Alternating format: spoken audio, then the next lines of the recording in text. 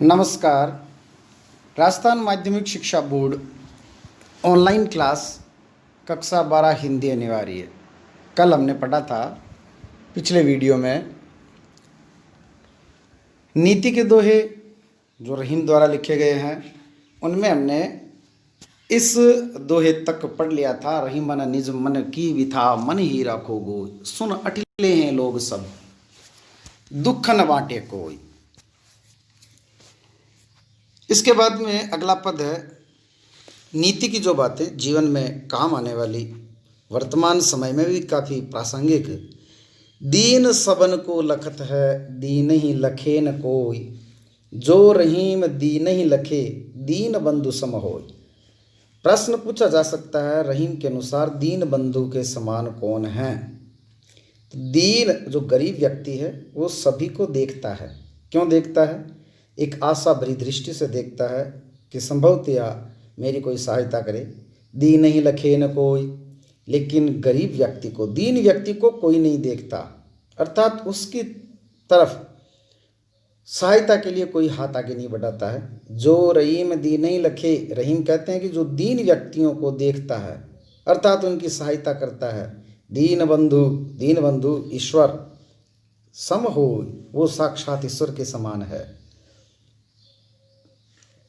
दोनों रहीमन एक से, जो लो बोलत नाही।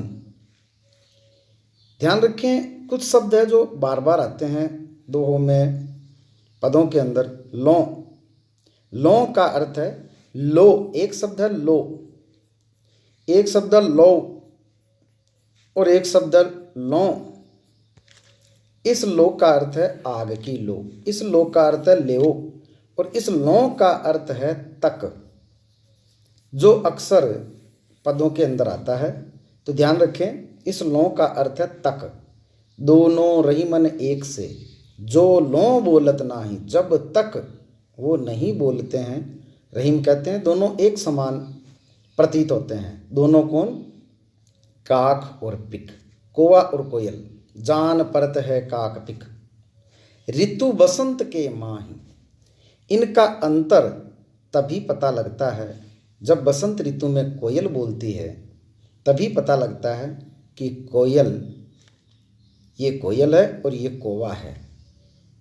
क्योंकि हमने संतवाणी पाठ में पढ़ा था, कड़ू लागे काग, वो पद अगर आपको याद आ रहा हो, रसनारा गुण राजिया, ये तो जिह्वा का प्रभाव है, उसी का गुण है। तो जब ये बोलते हैं तभी पता लगता है। भाव ये है कि विद्वान,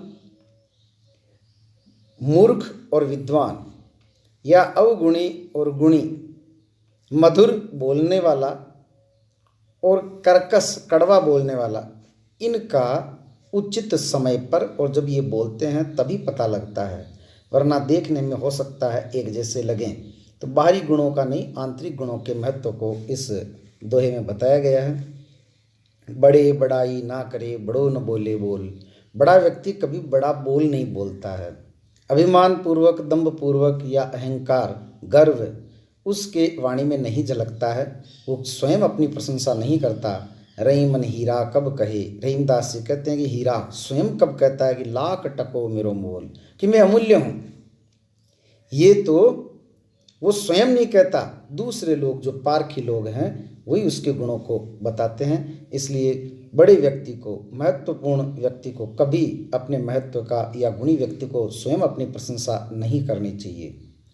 बिगड़ी बात बने नहीं, लाख करो किन कोई, रहीमन पाटे दूध को मथे न माखन होय। बिगड़ी हुई बात कभी नहीं बनती है, उसके लिए फिर लाख यत्न किए जाएं। जिस तरह से रहीमन फाटे दूध को, कि फटा हुआ दूध मथे न माखन होय, उसको फिर कितना ही मथा जाए उससे मक्खन प्राप्त नहीं होता है। इसलिए प्रयास ये करना चाहिए जहाँ तक संभव हो बात बिगड़े नहीं, क्योंकि बिगड़ने के पश्चात फिर लाख कोई प्रयास करे, लाख करो किन कोई, चाहे लाख प्रयास किए जाए, फिर बिगड़ी बात पुनः वापस बनना बहुत मुश्किल होता है। विपत्ति भये धन ना रहे, रहे जो लाख करोड़। विपत्ति के समय, संकट काल में लाखों करोड़ों की संपत्ति भले ही हो, लेकिन वो विपत्ति के समय नहीं रहती है, नष्ट हो जाती है। जिस तरह से नभ तारे छिप जात है, ज्यों रहीम भय भोर। रहीम कहते हैं कि जिस तरह से भोर के समय प्रभात होते ही नभ में तारे छिप जाते हैं। पूछा जा सकता है यहाँ भोर किसका प्रतीक है? यहाँ भोर है विपत्ति काल का प्रतीक। विपत्ति के आते ही जिस तरह से धन छिप जाता है, नभ यहाँ धन का प्रतीक है, उसी तरह से भोर होते ही जिस तरह से नभ छिप जाते हैं, उसी तरह से विपत्ति आते ही धन जो है वो नष्ट हो जाता है।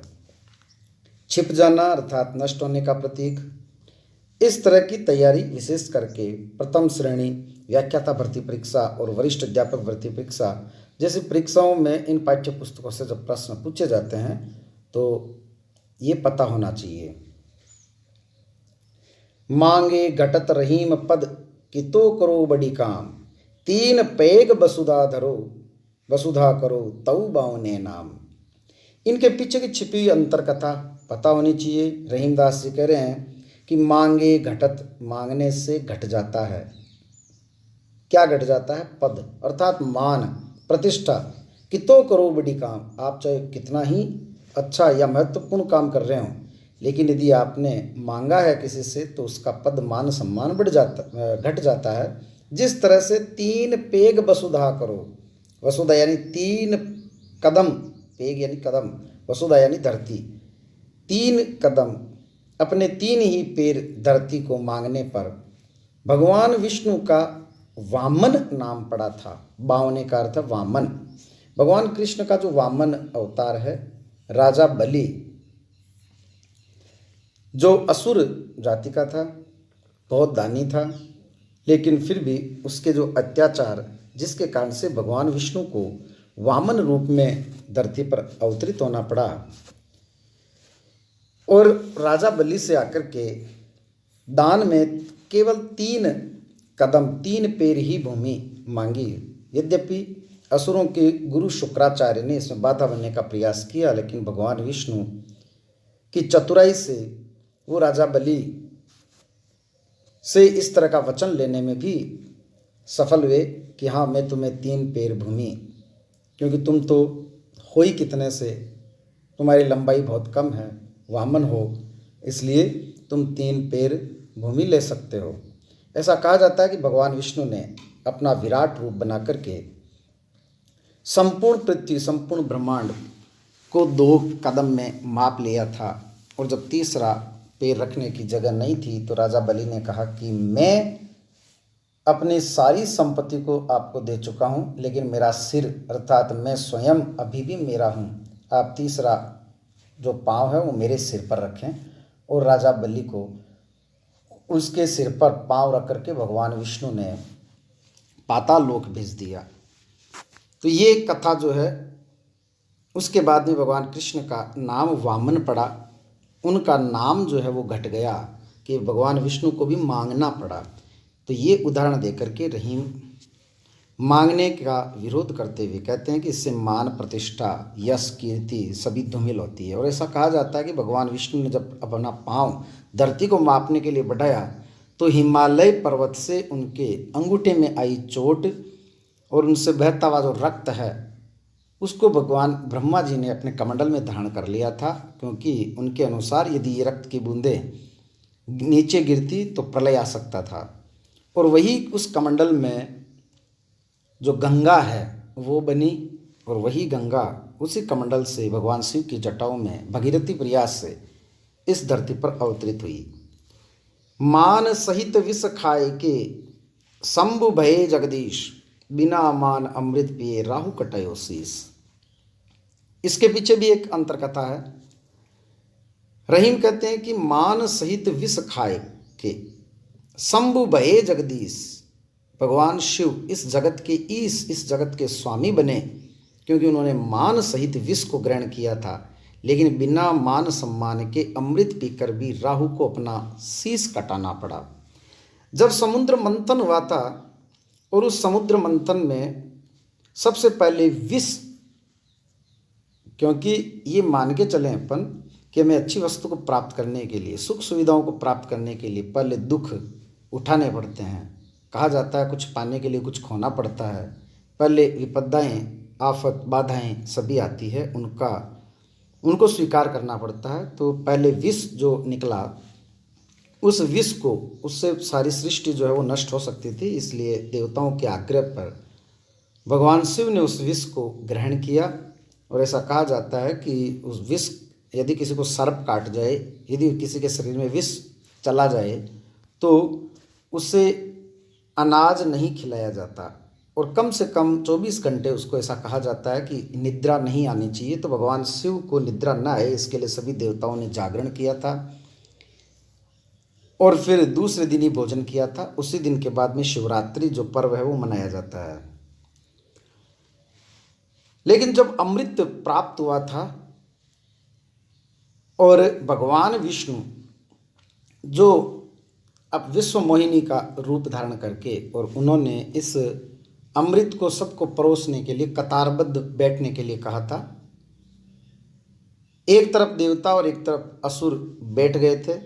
जब देवताओं को पिला रहे थे, क्योंकि पहले देवताओं को पिलाने के लिए राक्षसों को, असुरों को राजी कर लिया था भगवान विष्णु ने, राहु बड़ी चालाकी से देवताओं की पंक्ति में अपना वेश बदल करके आकर के बैठ गया था।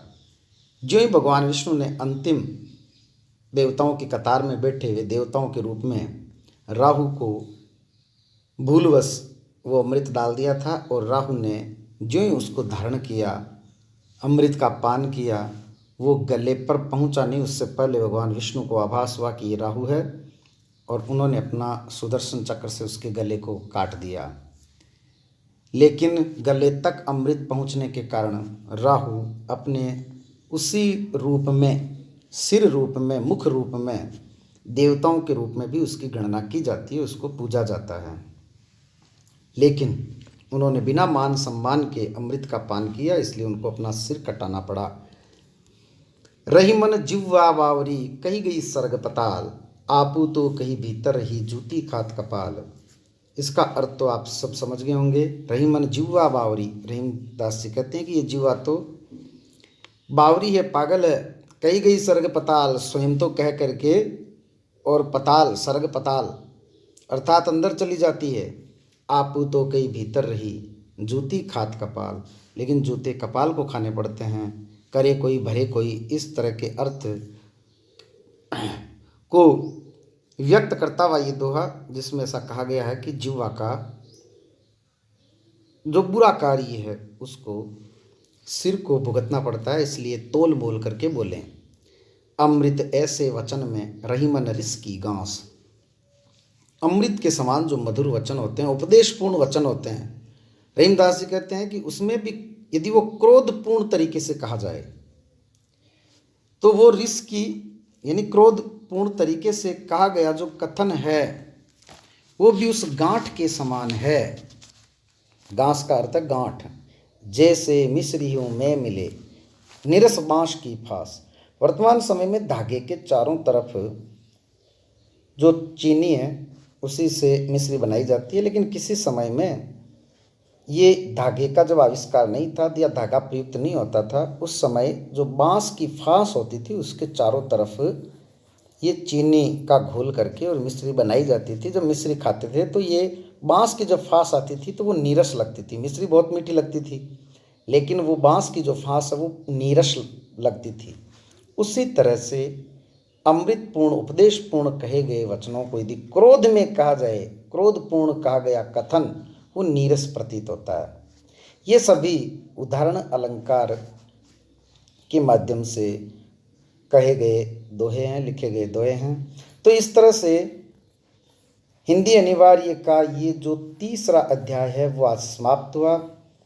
कई लोग कहते हैं कि नोटिफिकेशन नहीं आता है, तो सब्सक्राइब के पास वाले बटन के पास जो बेल आइकन है वो ज़रूर दबाएं, ताकि आपको नया वीडियो डालते ही आपको सूचना मिल सके। इसके बाद में हम चौथा अध्याय पढ़ेंगे। इस तरह से हमारे 3 अध्याय समाप्त हुए। धन्यवाद।